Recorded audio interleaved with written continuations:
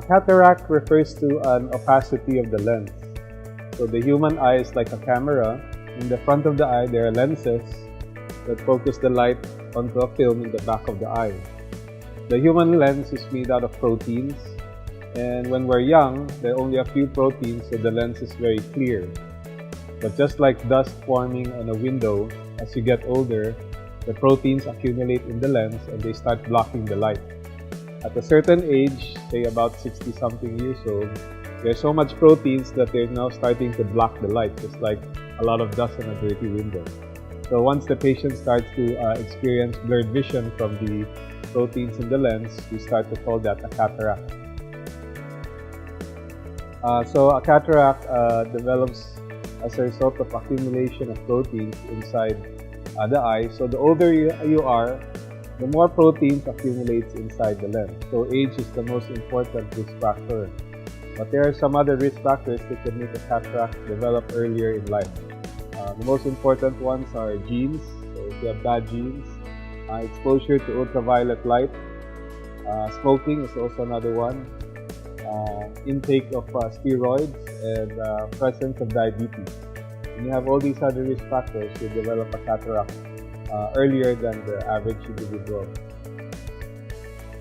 So cataracts develop gradually, and patients tend to complain first of glare, cloudy vision, difficulty reading, difficulty watching TV, and as it develops further, eventually the patient can go blind from it. Cataracts are now treated very easily. Basically, since the lens of the eye has too much proteins, what we do now is we get an instrument and then we stick a needle into the lens, and then the needle squirts water, and it uses a little bit of ultrasound to dissolve the cataract. And then the needle also vacuums out all the dirty proteins. At the end of the procedure, we then put a new lens made out of a certain kind of plastic into the eye, and that becomes the new lens of the person throughout the rest of his or her life. Nowadays, using the available technology gives patients a much better result. Number one, it's a 10-minute procedure. The eye drop serves as the anesthetic. You don't need any more injections of anesthetic. We'll put in a lens that can generally correct all of the grado of the patient, so that the patients leave the operating room with much better vision than they had even before they had the cataract. So we've had patients that they had the cataract surgery in the morning, and in the afternoon they're already in the office. After the surgery, patients should just not wet their eye for a week.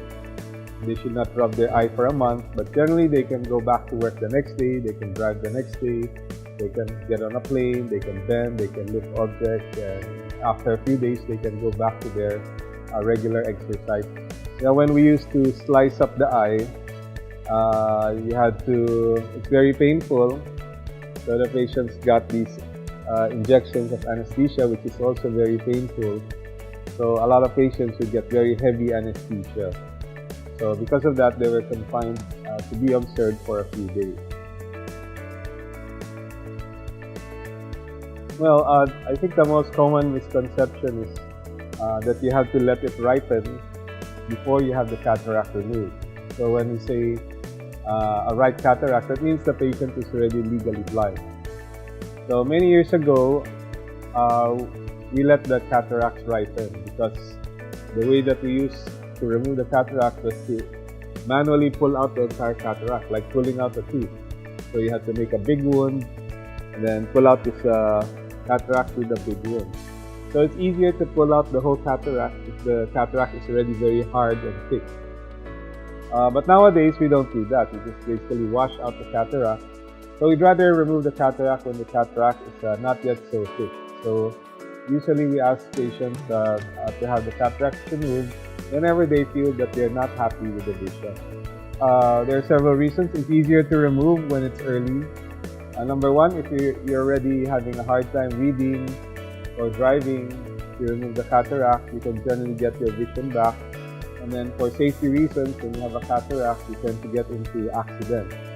So when you have your cataract removed, then it's also safer for the patient with a cataract, especially because a lot of these patients are elderly, so they need good vision to be able to avoid falling down.